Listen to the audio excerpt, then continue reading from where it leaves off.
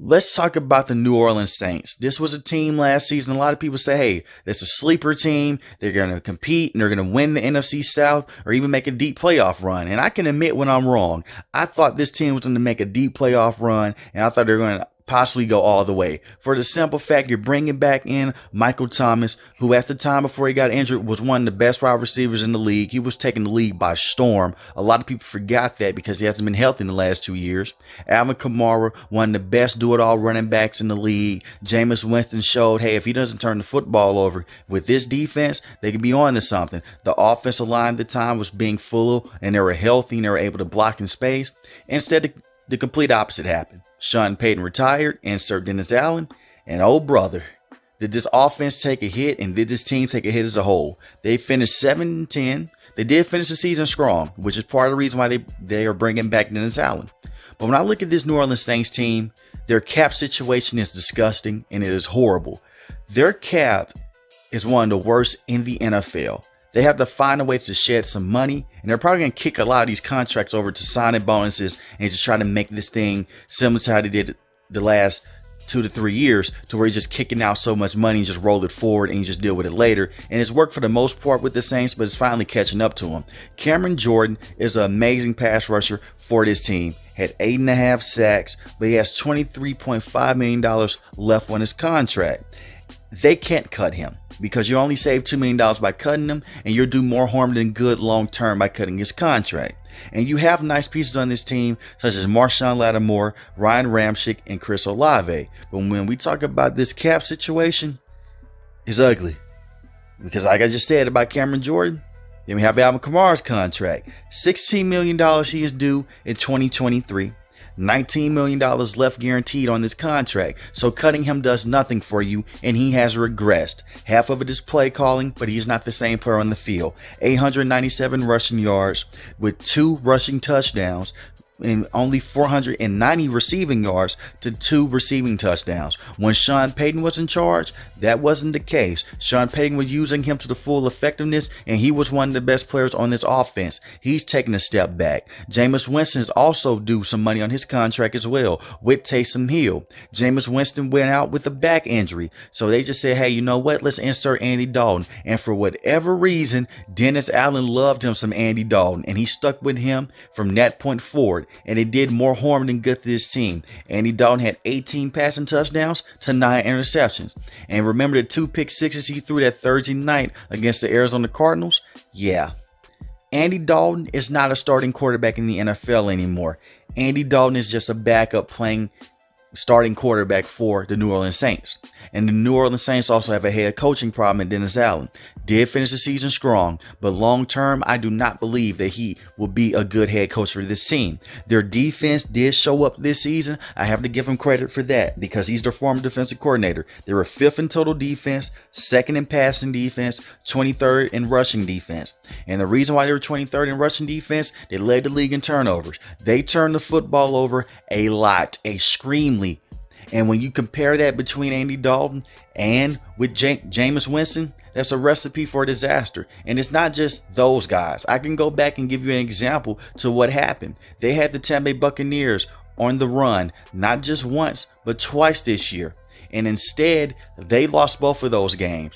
It was the first game early in the season. They were running the football. Mark Ingram, he fumbles in the red zone. They get the football back, and the Tampa Bay Buccaneers blow the roof off the entire stadium. They go on, they win that game. And then we talk about what happened in Monday night game. They were up by a significant margin. Their defense let them down. And half of it because of coaching concepts of Dennis Allen. He gets too aggressive at times, and he gets too smart for his own good. And then offenses take advantage of that. They can compete within their own division. They can compete with the Tampa Bay Buccaneers. They can compete with the Carolina Panthers. They can compete with the Atlanta Falcons, because all of these teams in this division, it seems like they're rebuilding, or they have a lot of placeholders on their teams. So they can compete within their division. It's not one of the hardest divisions in football, but can you compete with teams like the San Francisco 49ers, like the Philadelphia Eagles? I don't believe so. That's when things get hard for the New Orleans Saints, because they've been in this situation for years now. Good regular season team, even great regular season team with Drew Brees, but they just can't get over the hump. And maybe their time came when it was supposed to be the pass interference called against the Los Angeles Rams, but it didn't go in their favor. But we're talking about a whole different team now. That was a couple of years ago. Fast forward to now, they're in a horrible situation. And like I said, you have nice pieces on this team. Marshawn Lattimore is really good. Ryan Ramczyk is a good tackle. You have Chris Olave, 1,042 receiving yards and 4 touchdowns, and he missed some games this year with a concussion, but he proved that he can be a #1 wide receiver for this team. If Michael Thomas can stay healthy, maybe you have something there with him. But I want to see more of Taysom Hill being used on this team. It is no reason why Taysom Hill was inactive for a lot of games this season. That's just mind-boggling to me. Taysom Hill is one of your most explosive offensive players. Use him, whether it's just being a tight end, a wide receiver, quarterback, running back, fullback. Just find a way to get the football in his hands. Because when the Saints were able to get some positive plays offensively, it came from Taysom Hill being on the field. And when we talk about Alvin Kamara, he has a whole allegation that he's going through right now. Really a case that got caught on film with him assaulting someone. So maybe that may warrant a suspension, so he may miss some games next season. That's up in the air. So the Saints are finding themselves in a bad situation, but they can compete within their division. It's not all doom and gloom. But I've questioned that head coach in Dennis Allen. It was no reason why this team should have been 7-10 last year, regardless of the injuries.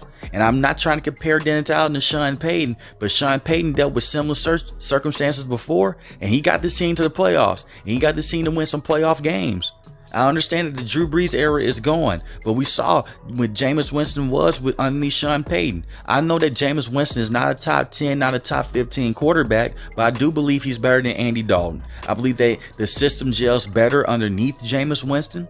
But if you have that question of who should be your quarterback, and I know a lot of people may laugh me in the comment section, maybe it should be Taysom Hill.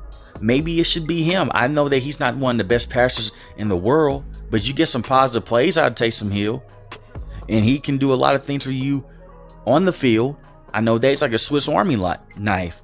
And when we talk about nice players they have on this team, back to the defense, Demario Davis is one of the slept-on linebackers in the league. He is still a very good linebacker for this team and still a very good linebacker on the team. So I could find a lot of ways to where they may trade some of these guys to just try to go get some more, to try to release some cap or try to get some more draft picks, because they don't own their own first-round pick this year.